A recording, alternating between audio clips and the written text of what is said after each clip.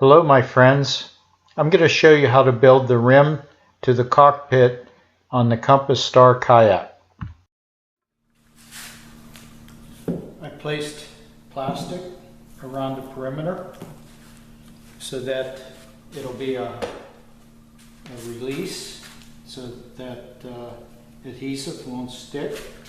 Now I'm going to start this just a tad across center. And I have 4 strips here. They're totaling approximately a ½ inch. So I'm going to make this lip extend a ½ inch out from the coaming. Okay, now I'm going to bend this around the coaming and I'll gently be pulling this into shape. Clamping.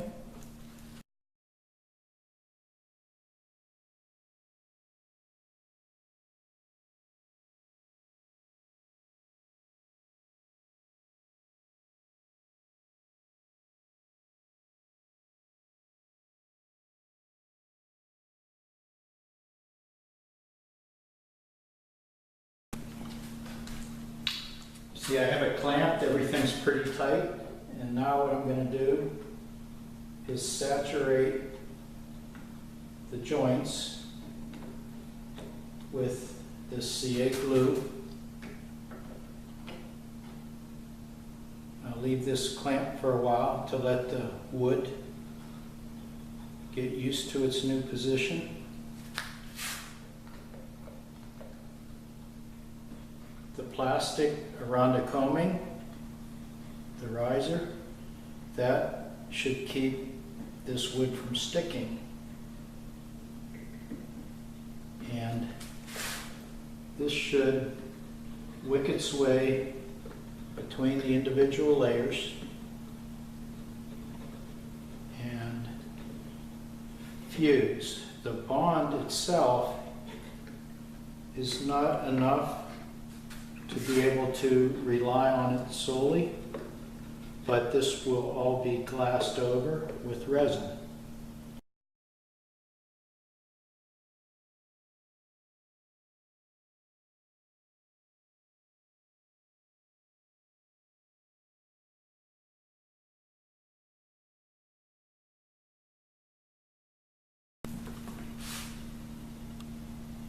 Right there, we'll be able to attach that and epoxy it, and we'll do the other side same way. I just finished putting a coat of epoxy on there, clear epoxy, to wet this surface, and I mixed up some wood flour, and that's going to be the adhesive, and that's going to go on here. So this will get applied. And the reason you use the wood flour is it's thicker. If I would just try to glue this with epoxy, it would weep out, run out. This will help it hold in the gaps. And I'm using the dark because we have dark coaming. I already cut the back angle where I'm starting at the back side. So I drew a reference line on it, made a nice clean cut, and that's going to mate up against the other one right on the back. And I'm working from the back forward. The forward end is going to have, because it's making a sharp turn up there, it's going to have an insert on it. I didn't try to make this bend around. This is coated all the way. Now I'm using 3/4 inch as my spacer. The last kayak I made a ½ inch, and I find myself always putting my fingers underneath this when I'm paddling, and I don't know why I do it, but I do it quite often. But a ½ inch, I get my fingers sometimes stuck in there. So the 1/2 inch is going to give me a little more room. I already marked my center line right here, so I'm starting at the center line, and I'll apply a clamp there.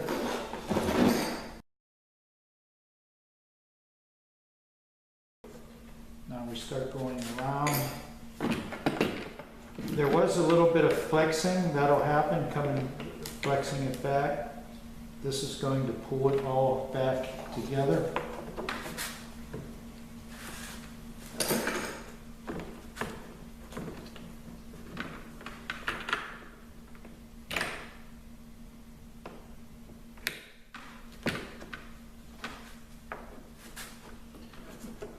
Setting this in, pushing it down, making sure it's staying at the 3/4 inch mark.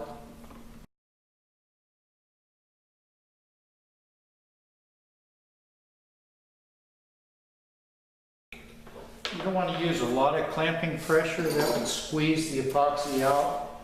You want it light, you don't want to squeeze epoxy out. The epoxy,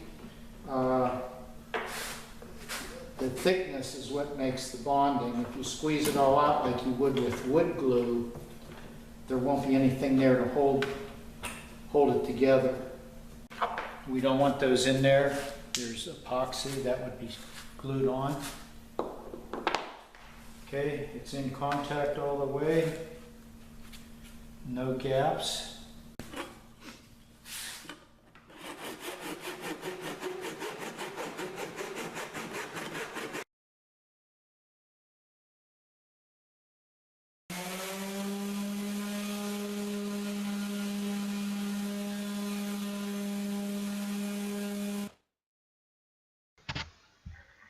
To apply fiberglass, you must first wet all the surfaces with the epoxy, and then that will allow the glass to temporarily stick to the surfaces where you're touching. This area here is a must to have bias cut glass, or else it won't form around the surfaces.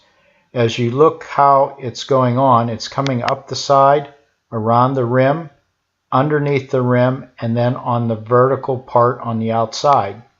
This is going to make a continuous coating of fiberglass around the entire coaming and the rim. Apply the epoxy to the dried glass with a brush. Use dabbing motions rather than a dragging motion until all the glass is saturated. Then you can smooth out the epoxy with brush strokes. Pay particular attention to underneath the rim for air pockets. Push these out with the bristles of the brush. Thanks for watching, my friends. Bye-bye.